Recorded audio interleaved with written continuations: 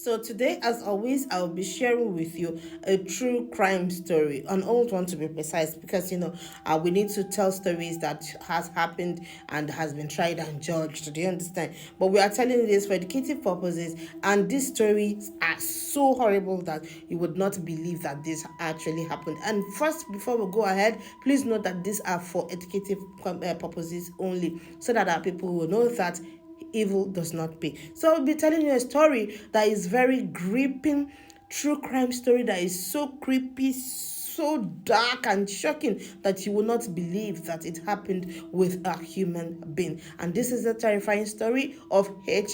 Holmes. I take the name again, H. Holmes. That was his name. And this man was tagged as the devil in the White City.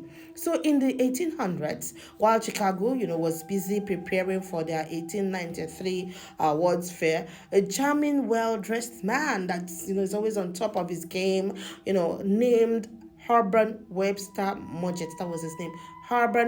Herman Webster Mudgett, better known as H. Holmes, was building something that no one ever suspected him of, a hotel designed for death. You heard me right.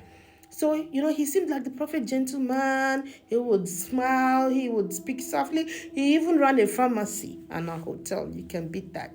Anyway, behind the walls of what was the locale called the Murder Castle was horror. Oh my goodness. Let's go ahead. You see, this building had a very secret hallway. It had trapdoors, it had hidden rooms and soundproof chambers. Some doors even opened, to the brick walls, and some staircase actually in that particular building. I'm just giving you a picture so you would know what we're talking about.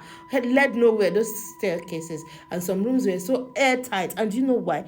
It was designed such that those who would want to scream would not be heard. Like, this man had the full intention of being a horrible person. So he would just lure his victims, most of whom were young women, they are the easiest prey, so to say. And then he would hire them, he would flatter them, and then he would gain their trust. And before you say Jack Robinson, this man, these people will disappear. All right, you ask me to where? They will disappear inside his basement, as his investigators later found.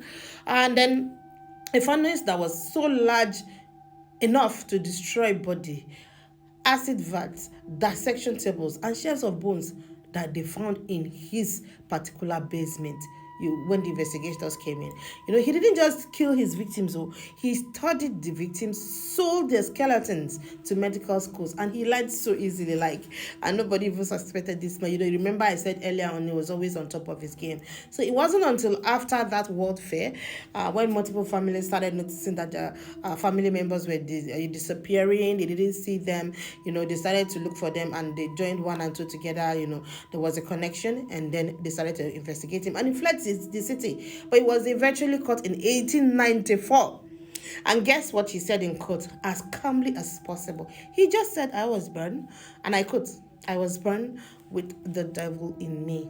End of quote. Who does that? Anyway, he was convicted and hanged in 1896.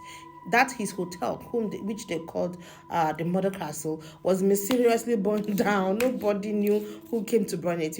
Probably those people were afraid that it may become a museum. He was not worth celebrating because he did so many horrible things. Up till now, some people say that the screams still has not left the walls of those areas. So you can imagine, like I said, this is for educative purposes, and this is the channel you need to get hooked on. Follow, and subscribe to my notification so that each time I make stories like this, because this is exactly what this channel is dedicated to do.